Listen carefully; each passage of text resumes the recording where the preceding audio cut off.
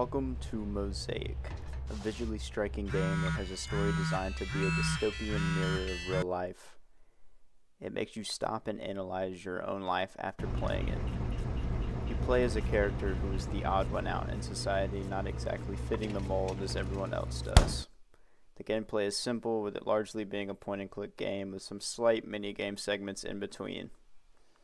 But the main appeal of the game is the small segments showing the greater world our character lives in.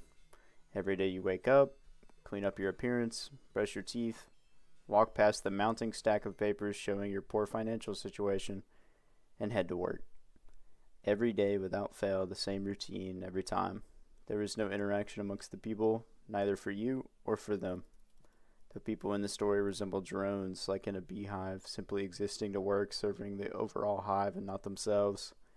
There are scenes where we see the scope of this uniformity, such as the buildings largely being the same design, all the cars being similar, at least in color, and everyone wearing the same two outfits. There are a few who stand out throughout the game, specifically the homeless people we see in an alley, and the street musicians we find on our way to work. There's a theme of music breaking melancholy in the game. Our character is at least slightly melancholic, and at most crushingly depressed. At each music segment, this music seems to uplift him and keep him going.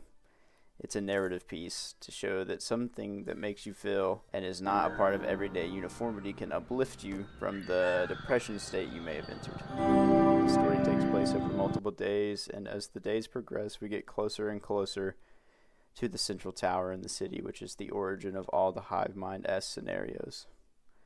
We also see that all the people in the city are also moving towards this one direction.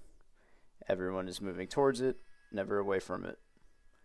Hordes and hordes of people march on towards what might inevitably be their demise. There's also a theme of technology, specifically phones, running everyone's lives. No one is talking to each other or interacting with each other. Instead, just staring off into space or looking at their phone, making their way to the place of work, that being the central tower. Once there, they all have a task, you included, which is where the minigame comes into play. You use resources to expand, capturing nodes, and building vertically until you fill in the pattern. Sometimes your structure is attacked by non-conforming, colorful blobs. These colors correlate with the musicians you came across before arriving at work.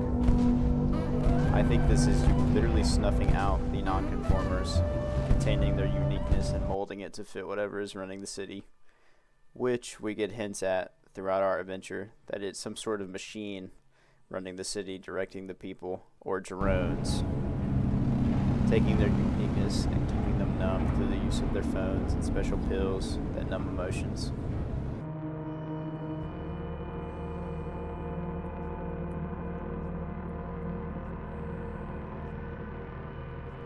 Us doing our job is directly contributing to the harsh nature of the city, which is putting us in a depressive state in the first place. Now, literally, a machine is controlling everyone and taking away the uniqueness of the world and turning it into some sort of hive where the people are just cogs in the machine. But figuratively, it's discussing topics of dependence on technology and harsh work culture, leading many to live their days at work with no life outside of it. A very compelling topic given today's societal structure, with work being the center of many people's lives. Everyone must work a job no matter what it is or what situation you're in. It was a very enjoyable game overall and had about 3 hours of gameplay. I would highly recommend it to anyone trying to pick it up, even if it's just on a sale or when you're bored. I leave it up to you to see the ending, as always. And I ask you one final question.